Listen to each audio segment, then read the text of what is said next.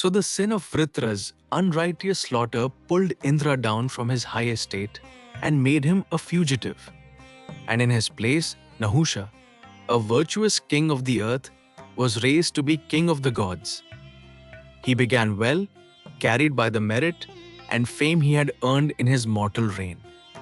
And then, as such stories so often go, he fell on evil days, for the kingship of the gods filled Nahusha with arrogance. The humility that had made him worthy of the throne drained away, and lawless desires rose to fill the space. He gave himself to every pleasure heaven could offer, and let his thoughts run wild and lecherous. Power had found the flaw in him, as power always will. One fateful day, his eye fell on Sachidevi, Indrani, the wife of the vanished Indra, and a wicked longing took root in him. Possessed by it, he spoke to the assembled gods in tones of command. Why has Sachidevi, the wife of the king of the gods, not come to me? Am I not king of the gods now? Send her to my house at once. He had mistaken a throne for a license. Sachidevi, hearing this, was filled with indignation and fear, and fled to Brihaspati, the teacher of the gods. Preceptor, she cried, save me from this wicked one. And Brihaspati took her under his protection. Fear not, he said. Indra will return, and you will have your husband again. Stay here with me. So the wronged queen found shelter, and Nahusha, denied, grew dangerous. When Nahusha learned that Sachidevi had refused him and taken shelter with Brihaspati, his fury blazed, and the gods trembled before it. They protested as best they dared. King of the gods, do not be angry. Your anger saddens the world. She is another's wife. Do not covet her. Do not swerve from the path of dharma. It was good counsel, gently given. Nahusha laughed it away, and he turned their own history against them. When Indra lusted after Ahalya, he sneered. Where were your fine principles then? When he murdered Visvarupa at his penance, when he killed Vritra by deceit, where was your virtuous horror? Sachidevi's only course is to come to me. You had best reconcile her to it. It was the cynic's argument that because a wrong was once let pass, all wrongs must be. And there was just enough truth in it to sting. The frightened gods, unable to defy him, went to Brihaspati and shamefully pleaded that Sachidevi should just submit to Nahusha to spare them all his wrath. And Sachidevi, chaste and trembling, broke down. My God, I cannot. I came to you for refuge. Brahman, protect me. Even her protectors were beginning to bend under the tyrant's pressure, but Brihaspati stood firm where the gods had wavered. One who betrays a soul that has sought refuge, he said, will meet destruction. The very earth will refuse to sprout the seed such a man sows. I will not give you up. Nahusha's end is approaching. Do not be afraid. Then quietly, he showed her a way through. She should go to Nahusha, but ask for time. And the shrewd Sachidevi took the hint. So she went bravely to Nahusha's palace. And at the sight of her, pride and lust having stripped him of his senses, he was beside himself with joy. Do not tremble, fair one, he said. I am lord of the three worlds. There can be no sin in your becoming my wife. He had reached the state where a man believes his power makes his every desire righteous.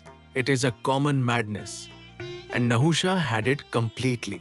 Sachidevi trembled a moment, then found her composure and played her hand.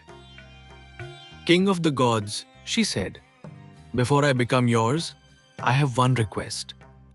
Is Indra alive or dead? If alive, where is he? Let me search for him.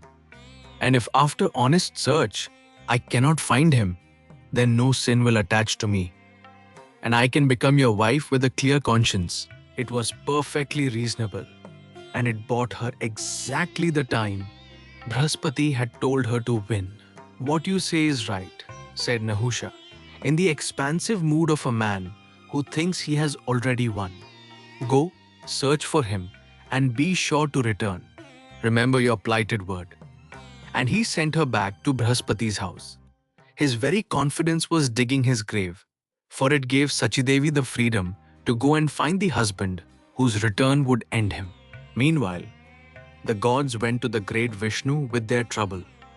Lord, they said, it was your might that killed Vritra, yet Indra bears the sin of it, and in shame and fear he has hidden himself in his unclean state. Show us a way to deliver him.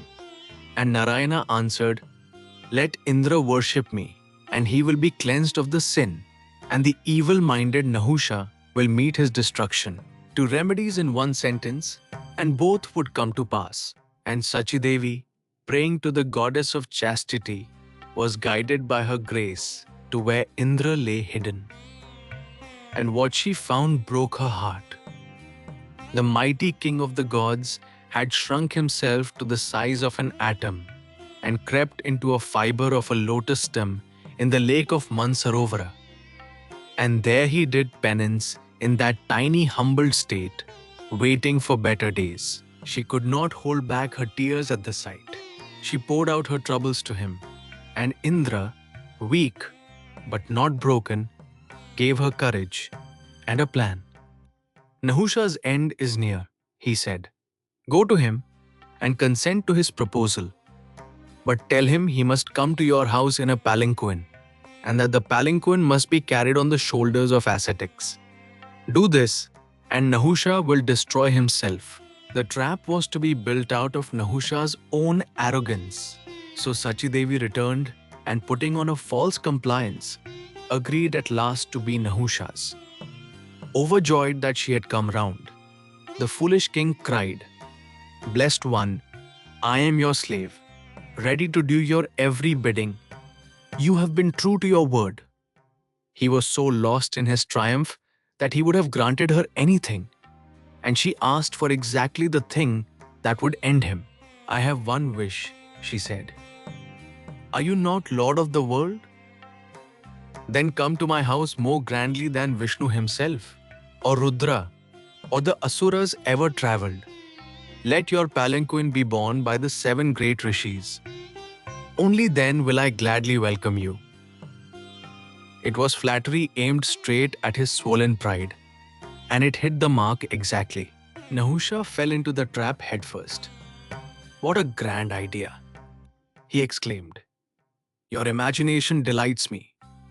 It is only proper that the great rishis should carry me. I, who have the power to absorb the energy of all on whom my eyes fall.